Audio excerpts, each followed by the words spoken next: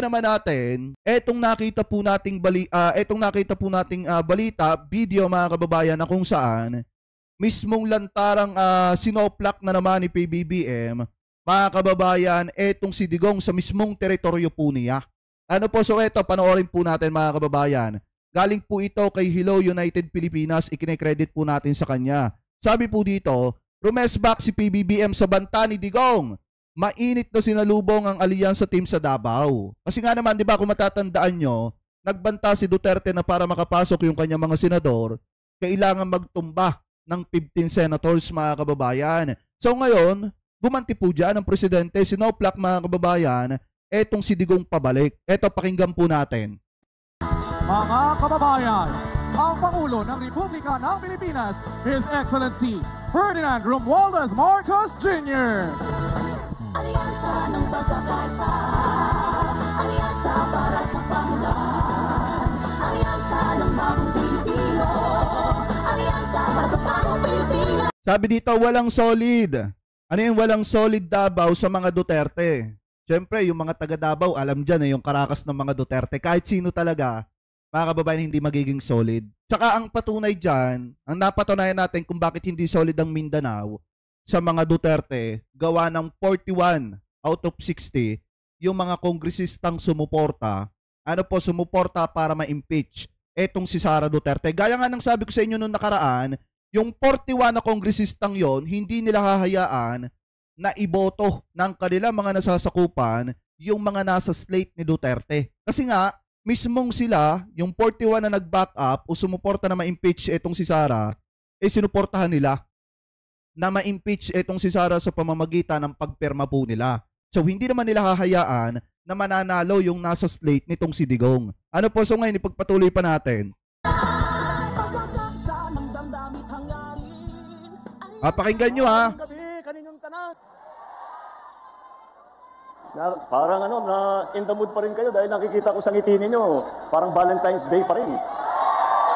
Right. Dami, no? Sana ang pagmamahal na ipinapakita natin pag Valentine's Day, wag lang naman sana sa araw ng puso. Dapat araw-araw natin ipinapakita yan. Yan po ang pangako ng ating mga kandidato.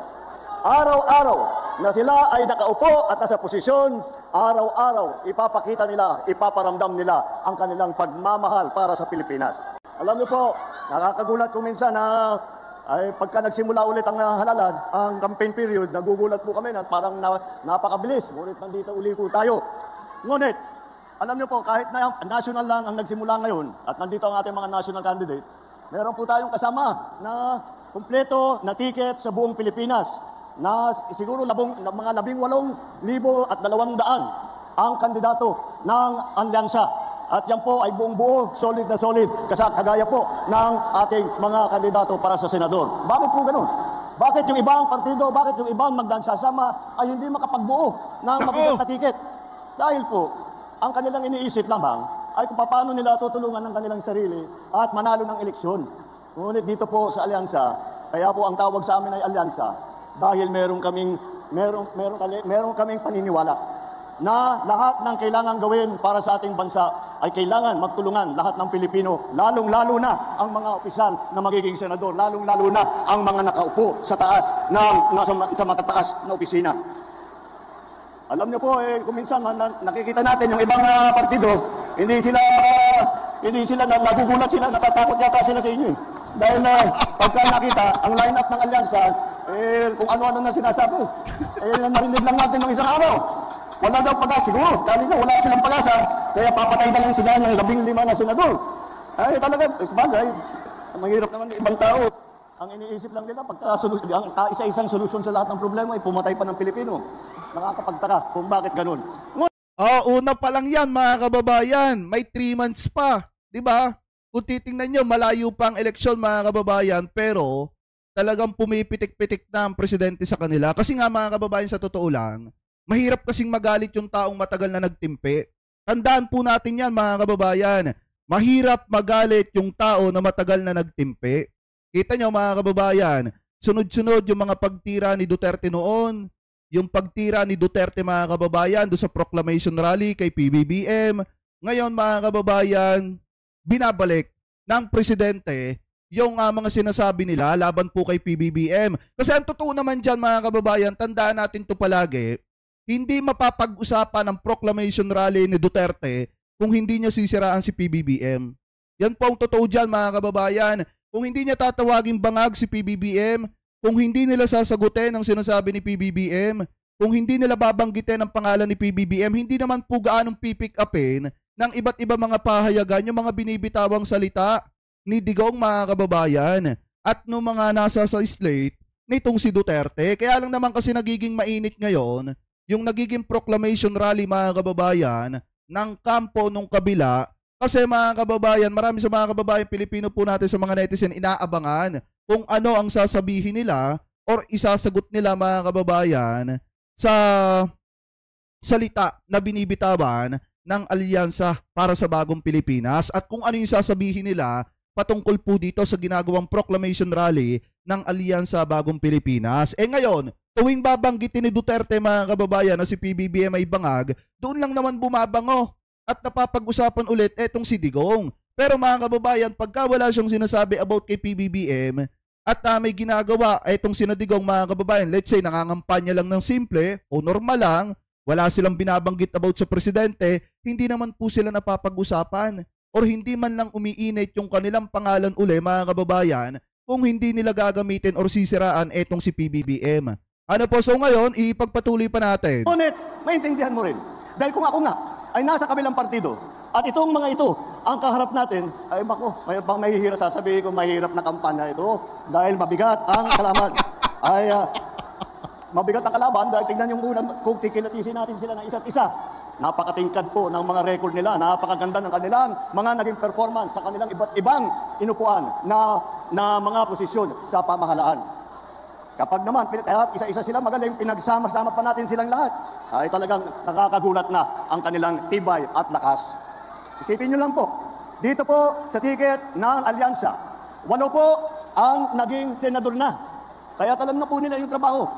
Sila po, si Senator Cayetano, Senator Lacson, Senator Lapid, Senator Marcos, Senator Pacquiao, Senator Rubilla, Senator Soto, Senator Tolentino. Nakita nyo naman po, eto mga nakaharap po sa inyo, sila ay sanay na kapag upo nila, pagka naluklok sila sa kanilang hinahabol na posisyon, hindi na po sila magtataka kung ano yung gagawin nila. Hindi na po magtatanong kung kani-kanino, kung anong dapat gawin. Alam na po nila ang trabaho nila. Alam na po nila kung sino kailangan kausapin. Alam na po nila kung ano ang Kita nyo yung mga tumatakbo mga kababayan doon sa partido, sa slate nitong si Duterte, ang karamihan doon mga OJT. Tandaan nyo yan mga kababayan mahirap magluklok ng mga OJT or yung walang karanasan mga kababayan sa politika. Kasi kapag ka nagluklok kayo mga kababayan ng mga senador na OJT katulad ni Robin Padilla na hanggang ngayon ay OJT pa rin sa Senado mga kababayan, walang magagawa yung batas at walang magagawa yan na makakatulong sa mga kababayang Pilipino po natin. Pagka halimbawa etong si Philip Salvador nakalusot, kawawa naman ang Senado, kawawa naman ang taong bayan kasi nagluklok na naman tayo ng OJT. Alam niyo yung OJT, yung parang laging baguhan lang mga kababayan or yung baguhan sa trabaho. Pero si Robin Padilla matagal ng OJT sa Senado. At kung titingnan nyo, parang laging baguhan lang din. Hindi natin minamaliit yung mga nag-OJT mga kababayan. Pero kung iaano natin yan dito sa politika, etong mga pinapatakbo ni Duterte na para mga nautusan nga lang talagang bumili ng suka, mahirap po yung mga yan pagka napaupo sa Senado, mga kababayan, kasi wala pong magagawa yung batas at wala po yung magagawa na makakatulong sa mga kababayang Pilipino po natin. Ang gagawin lang ng mga yan, kontrahin ng gobyerno ni PBBM. Ano po, so ngayon ipagpatuloy pa natin. Mainam na paraan para mabigyan tayo ng mas magandang serbisyo. At bukod pa ron, at hindi lang naman sa Senado, marami po sa ating mga kandidato ay dumaan din sa mababang kapulungan o sa Kongreso, House of Representatives. Naging congressman po, Congressman Abalos. Naging congressman po, Congressman Binay. Congressman Cayetano, Congressman Marcos, Congressman Pacquiao, Congressman Tulfo, Congressman Villar. Kaya't nakikita mo po ninyo, hasang-hasa na itong ating mga kandidato sa trabaho ng lehislatura. At hindi naman, at iba pa naman, at iba sa kanila, hindi lamang sa lehislatura, kung hindi rin sa cabinet positions. Kahit po, si Secretary Abalos, noong pumasok po kami, siya ay DILG Secretary. At si Erwin Tulfo naman, siya ay hinawakan niya ng napakagandang performance sa DSWD. Totoo Si yan. Senator Lacson naman, siya naman ang namuno ng Yolanda Rehabilitation Commission na nagbibigay ng tulong sa lahat ng mga nabiktima sa Yolanda. At si Tolentino ng MMDA, ang una, siya po ay ang MMDA na chairman. At masasabi ko po sa inyo, nung nandun po kami sa Tacloban, at nag-aantay kami ng tulong, nag-aantay kami ng nadadalhin ng mga gamit, ng mapagkain para sa mga nabiktima. Ang una pong dumating sa Tacloban na may dalang heavy equipment para ayusin, para i-clear yung mga kalsada, para hanapin yung mga buhay pa na nalibing, ay si Senator Tolentino po. Siya ang unang nakarating sa Tacloban. Alright. Hindi, siguro sa isang araw baka ilabas na natin yung ating slate din mga kababayan. Yung susuportahan natin. Ewan ko kayo mga kababayan, alam ko may mga kanya-kanya naman tayong agenda eh. Yung agenda, yung susuportahan. May mga kanya-kanya naman tayong sinusuportahan mga kababayan. Kasi ang agenda ko talaga na suportahan yung mga yung mga pro-Pilipinas na talagang maninindigan sa West Philippine Sea. Kasi yan yung isa sa pinakamahalaga mga kababayan na dapat tingnan din natin or agendahin natin dun sa mga senator, yung kayang protektahan yung West Philippine Sea, yung sasamahan ng presidente na poprotektahan mga kababayan yung West Philippine Sea. Anyway, ipagpatuloy pa natin. Alam na po nila ang trabaho ng gobyerno mula sa baba hanggang sa taas, hanggang sa kabinete. Alam na po nila kung paano patakbuhin na maganda ang pamahalaan. At hindi lang po yun, meron din po tayo, mga gobernador na nasa local government. Ay alam niyo po, yung aking kapatid, naging governor po, Governor Jaime Marcos ng Ilocos Norte, Governor Lapid naman ng Pampanga, Governor Bong Revilla ng Cavite, puro mabibigat na probinsya na nagawa nila ng magagandang progreso.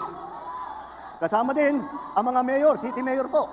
Dito, kasama rin dito mga city mayor po. Unang-una, si Benhur Abalos po, matagal na mayor po ng Mandaluyong yan. Marami pong nakuha siyang premyo. Noong kinaiingitan nga namin, nung nasa local government din ako, sabi namin, lahat na lang ng premyo napunta sa Mandaluyong, paano ka naman kami? Pero ganun siya kagaling. At si Abi Binay naman, Mayor Abi Binay, siya naman ang humahawak ng Makati. Hindi po simple yun, dahil ang Makati, ang pinakamayaman na lungsod sa buong Pilipinas. Alright, kaya nakita totoo natin, sa kanyang trabaho, pinasikat niya ng pinasikat ng gusto. At ang serbisyo sa Makati ay napakaganda dahil sa patakbo ni Mayor Binay. Alam niyo po, halos lahat para sa mga matatanda, para sa lahat na may sakit, libre po lahat. At saka pag umabot ka ng 100 years old, bibigyan ka pa ng cake. Talaga naman, nakita mo kung gaano kaganda ang patakbo ng ating mga kandidato rito. At hindi po makakalimutan ang boses ng kababaihan. Dahil apat po sa kandidato natin ay babae na hindi lang na dahil lang babae sila ay maaasahan. Hindi po.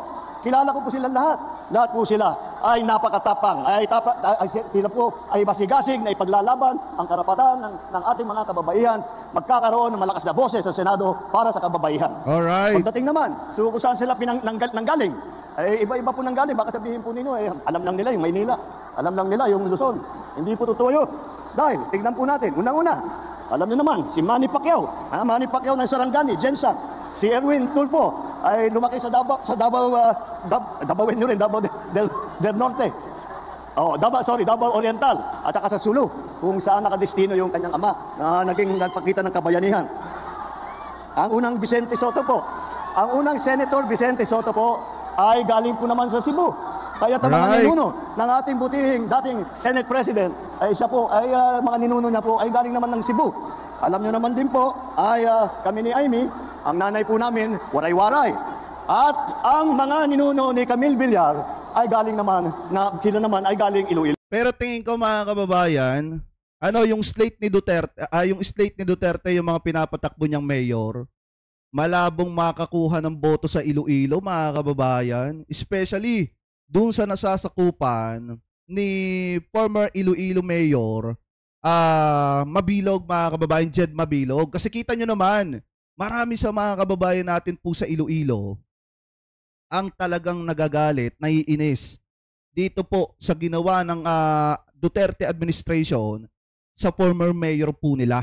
Kasi inakusahan, pinagbintangan, nasangkot sa ipinagbabawal na bato, tapos nakita naman pala mga kababayan na etong mayor na ito, na si former Mayor Jed Mabilog mga kababayan, ay napakaganda ng performance dyan po sa Iloilo. So kung titingnan natin mga kababayan, yan ang isang dahilan kung bakit malabong makakuha ng boto yang kampo ni Digong mga kababayan dyan po sa Iloilo, especially dun sa nasasakupan nitong si former Mayor Iloilo, Jed Mabilog mga kababayan. Ano po, so ngayon, dito naman sa Davao del Norte, dito sa mismong teritoryo nitong si Digong, hindi na, ito yung isang patunay na hindi na masasabi na solid.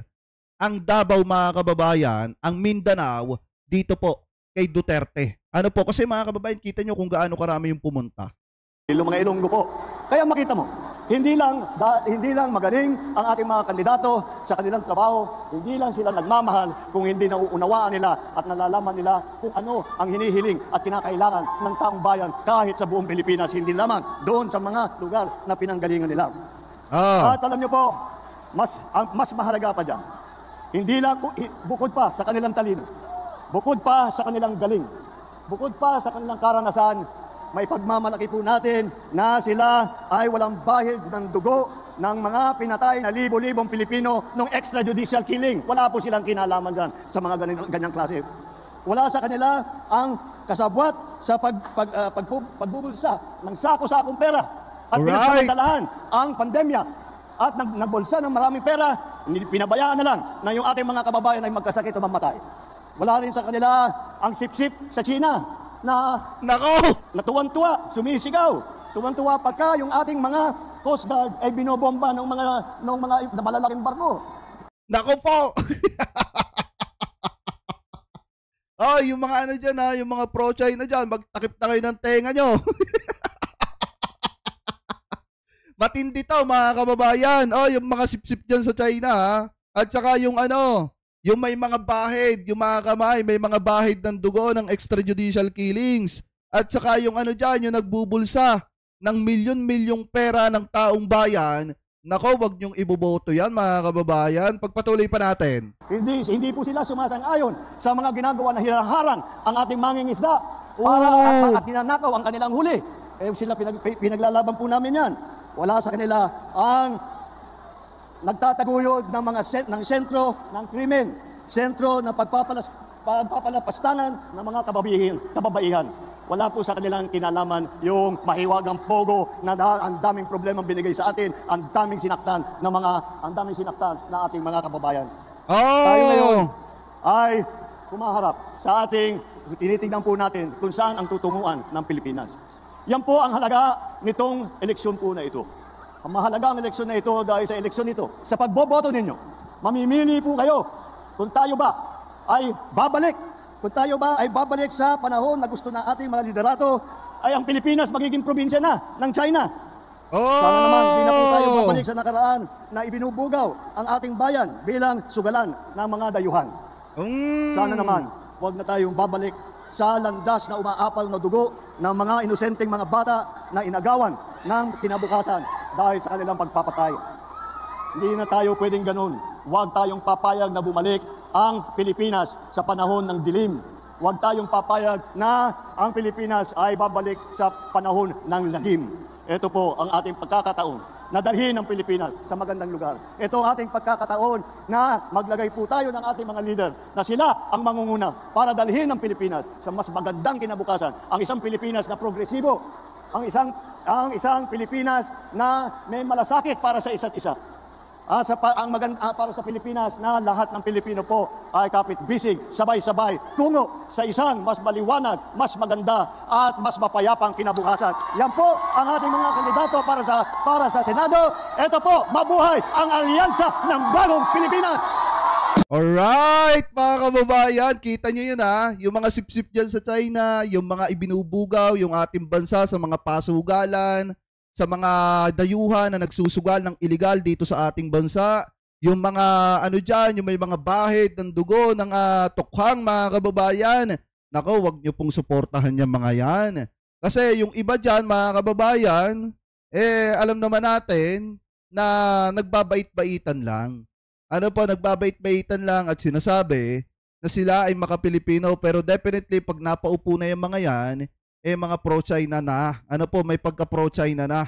May pagkasipsip na sa bansang China. Kaya nga mga kababayan, sa totoo lang, etong eleksyon na ito, mahalaga din ito. Bagamat malaki ang pinagkaiba nila sa presidential election, mahalaga din po ito mga kababayan na makapagluklok po tayo ng mga senador na karapat dapat po talaga na suportahan ng taong bayan. Especially mga kababayan, katulad nitong sina Tito Sen, nitong sina Ping Lacson mga kababayan, nina Secretary Benhur Abalos, nitong mga naandi dito sa bagong alyansa mga kababayan, sa alyansa para sa bagong Pilipinas. Dahil kung titingnan po nating mabuti, hindi naman pipili si Presidente Marcos mga kababayan ng mga kandidato na basta-basta lamang or yung pagka nanalo na, naihalal na, parang laging OJT pa rin dyan po sa Senado mga kababayan. So ngayon kung titingnan po natin itong nasa alyansa bagong Pilipinas, lahat mga subok na. Pero gaya nga po ng sabi ko, may mga kanya-kanya tayong sinusuportahan,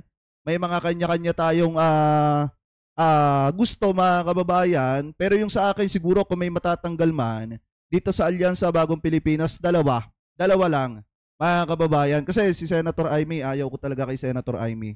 Sorry to say mga kababayan, pero negative. So anyway, mga kababayan, na yan lang naman yung sinabi, yung mga topic na tinalakay po natin ngayong araw na ito na kung saan, mga kababayan, napakatindi itong mga binibitawang salita ngayon ni PBBM kasi hindi nagbabago yung pahayag ni PBBM mga kababayan about doon sa mga sipsip sa China, mga pro-China, mga may bahid ng dugo ng tukhang mga kababayan, nagbulsa, nagsako-sako ng pera ng taong bayan at yung ibinubugaw ang bansang Pilipinas sa mga dayuhan na nagdinegosyo ng illegal.